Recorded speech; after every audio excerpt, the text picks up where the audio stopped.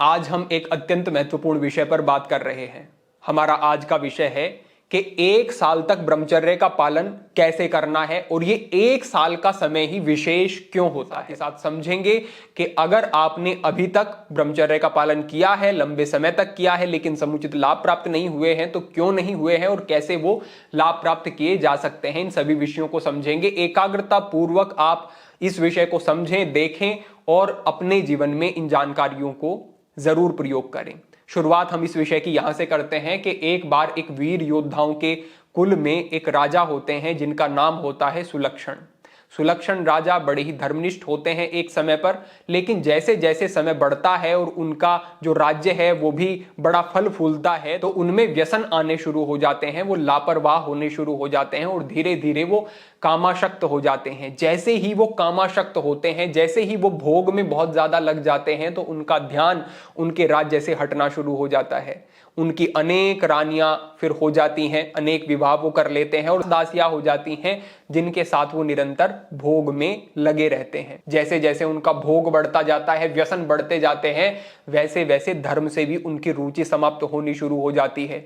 फिर वो धीरे धीरे आश्रम जाना, गुरु के पास जाना, प्रवचन सुनना, धर्म के कार्य करना, इन सभी चीजों को छोड़ देते हैं और वो निरंतर भोग में रत रहते हैं। अपने रंग महल में जहां पर उनकी रानियां होती हैं वो वहीं पर पूरा दिन पूरी रात्रि व्यतीत करते और निरंतर भोग में लगे रहते। समय बीतता जाता है और एक लंबा समय बीतने के बाद उनका शरीर क्रश होना शुरू हो जाता है और अकारण ही एक दिन बैठे बैठे उनके मन में यह विचार आता है कि अगर मेरे शत्रुओं ने मेरे ऊपर आक्रमण कर दिए तो मैं क्या करूंगा।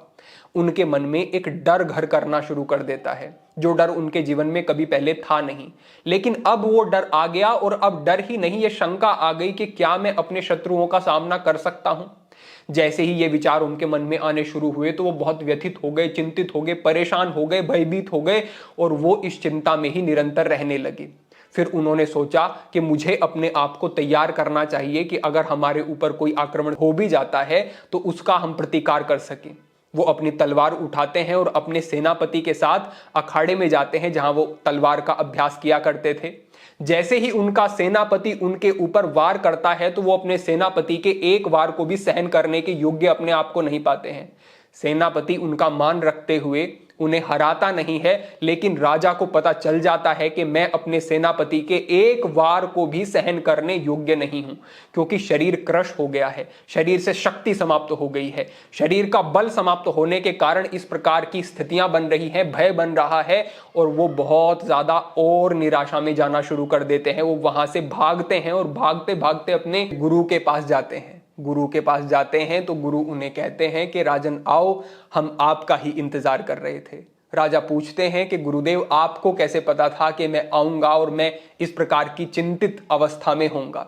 तो गुरु उनसे कहते हैं कि जिस मार्ग पर तुम चल रहे थे, जो सूचनाएं हमें मिली थी, मुझे पता था कि इस मार्ग पर पतन निश्चित है। इस मार्ग पर चलने वाला व्यक्ति इसी स्थिति में कुछ समय के बाद आ जाता है, इसलिए मुझे पता था कि तुम कुछ समय के बाद निराश होकर के मेरे पास जरूर आओगे।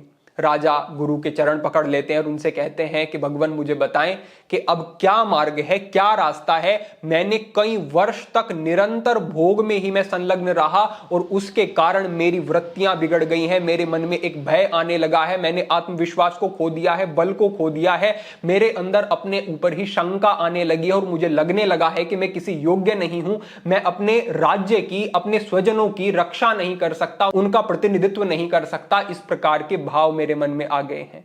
तो गुरुदेव उन्हें कहते हैं कि आप चिंता ना करें, मार्ग है, उस मार्ग पर अगर आप चलते हैं तो पुनः आप अपनी सभी स्थितियों को ठीक कर सकते हैं, शरीर में बल को बढ़ा सकते हैं, फिर से आप एक सक्षम राजा हो जाएंगे, लेकिन आपको मेरी बातों को ठीक प्रकार से समझना होगा। राजा कहते हैं कि मैं एक एक बात को आपकी अक्षरशः समझूंगा और उसका पालन करूंगा, आप मुझे मार्ग बताएं। तब गुरु राजा से कहते हैं कि जिस मार्ग पर चल के आपने अपनी क्षति की है, उसी मार्ग से पुनः आप उस बल को रक्षित कर सकते हैं, संचित कर सकते हैं, इसलिए आपको विधिवत ब्रह्मचर्य का पालन करना होगा। लेकिन राजा की स्थिति अब ऐसी हो गई थी कि वो एडिक्ट हो चुके थे, उनके लिए 1-2 दिन तक छोड़ना भी उस भोग को बड़ा कठिन उन्हें प्रतीत होता था।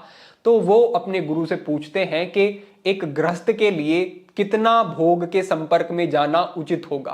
तो गुरु कहते हैं कि आदर्श तो ये है कि संतान उत्पन्न करने के लिए केवल एक बार, दो बार, चार बार, जितनी संतान की आवश्यकता है उतनी बार ही ब्रह्मचर्य से हटा जाए। लेकिन आपकी रियायत के लिए हम इतना कह सकते हैं कि वर्ष में एक बार जो भोग करता है उसके शरीर पर कोई क्षति नहीं, उसकी पूर्ण क्षमताएं विकसित हो सकती हैं। लेकिन यह भी राजा को बहुत कठिन प्रतीत होता है, तो वो गुरु से कहते हैं कि ये तो गुरुदेव बहुत कठिन हो जाएगा, एक वर्ष तक इस प्रकार से रहना ये तो मेरे लिए असंभव है, थोड़ा सा आप इसको सरल कर दें। तो गुरु कहते हैं कि चलिए 6 महीने तक, एक बार ही केवल 6 महीने में भोग के संपर्क में जाना है, 6 महीने तक ब्रह्मचर्य का पालन करना है। लेकिन राजा को ये बात भी बड़ी कठिन दिखाई देती है और वो गुरु से फिर से कह देते हैं कि गुरुदेव ये भी मुझे बड़ा कठिन दिखाई देता है, आप इसको और सरल कर दें। गुरु कहते हैं कि 3 महीने में एक बार। राजा कहते हैं कि यह भी कठिन है। फिर गुरु कहते हैं कि अगर कोई व्यक्ति 1 महीने में एक बार भोग के संपर्क में जाता है ग्रस्त होने के बाद भी, आप समझें यहां पर हम ब्रह्मचर्य आश्रम की बात नहीं कर रहे हैं, ग्रस्त आश्रम की बात कर रहे हैं।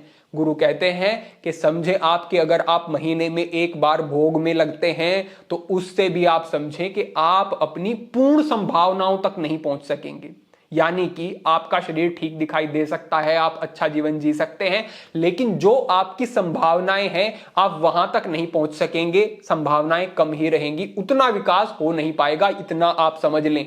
आप अपने शत्रुओं का दमन शायद कर लें, लेकिन अगर कोई ठीक प्रकार का धर्म आचरण करने वाला व्यक्ति आपके सम्मुख आकर के खड़ा हो गया तो आप उसके सामने टिक नहीं पाएंगे। फिर राजा सोचता है कि 1 महीने में एक बार मात्र, ये भी उसे कठिन दिखाई देता है। तो वो गुरुदेव से कह देता है कि गुरुदेव अगर रोज एक बार हम भोग के संपर्क में जाते हैं तो क्या स्थिति होगी। तो इस पर गुरुदेव कुछ क्रोधित हो जाते हैं और कहते हैं कि फिर व्यक्ति केवल यही कार्य कर सकता है, यानी केवल भोग ही कर सकता है, वो जीवन में फिर और कुछ नहीं कर सकेगा। यानी अपनी पूरी क्षमताओं को, संभावनाओं को, सब चीजों को वो खो देगा, उसका पतन फिर निश्चित है।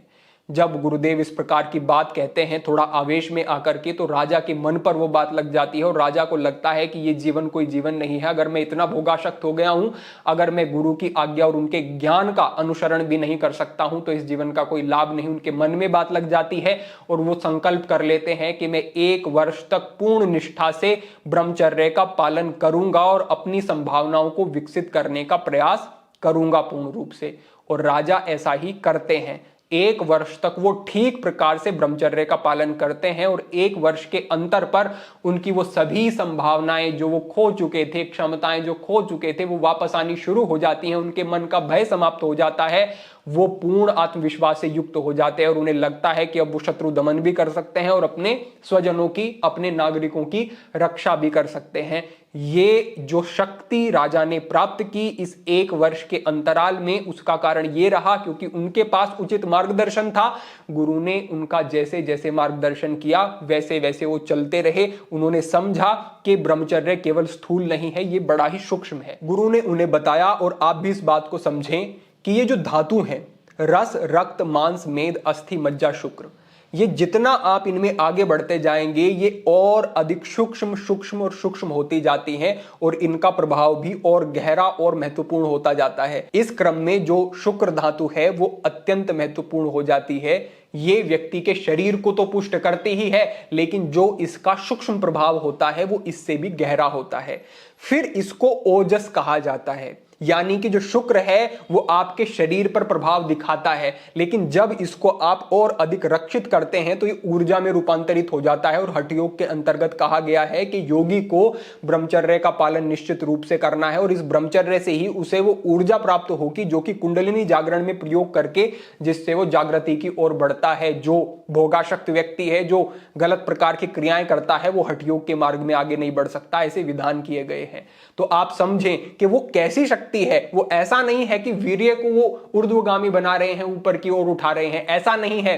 वो उस ऊर्जा को उठा रहे हैं। और वो ऊर्जा कैसे बनती है? शुक्र धातु जब लंबे समय तक रक्षित होता है तो हमारे सिद्धांतों में कहा गया है कि उसके फिर ओजस का निर्माण होता है, ऊर्जा का निर्माण होता है और वो ऊर्जा व्यक्ति की एक एक कोशिका को पोषित करती है। लेकिन यह तब लाभ होता है जब विचार से व्यक्ति ठीक होता है, क्योंकि अगर विचार से ठीक नहीं है तो वो ऊर्जा रक्षित नहीं हो पाएगी। स्वप्न दोष आदि के माध्यम से, शीघ्र पतन आदि के माध्यम से, लघु शंका के समय अलग अलग प्रकार से वो ऊर्जा निकलती रहेगी शरीर से बाहर और ठीक प्रकार से लाभ व्यक्ति को मिलेंगे नहीं। तो ब्रह्मचर्य क्या है? ब्रह्मचर्य मन का विषय है। वास्तव में अगर मन सधा हुआ है तो शरीर अपने आप सधेगा। हर एक क्रिया जो आप शरीर से करते हैं, हाथों से करते हैं, आंखों से देखते हैं, कानों से सुनते हैं, जो भी कुछ होता है उसके पीछे मन है। इसे आप ऐसे समझें कि अगर आपके मस्तिष्क में कोई गहन विचार चल रहा है और आपको कोई आवाज लगाता है तो आप कह देंगे कि मुझे सुनाई नहीं दिया। अब ऐसा नहीं है कि आपके कान में आवाज नहीं पड़ी, आपको सुनाई इसलिए नहीं दिया क्योंकि आपका मन आपके कानों के साथ जुड़ा हुआ नहीं था, इसीलिए आपने कुछ भी नहीं सुना। तो समझे, आपके हर क्रिया के पीछे, हर इंद्रिय के पीछे आपका मन जुड़ा हुआ है, मन कार्य कर रहा है।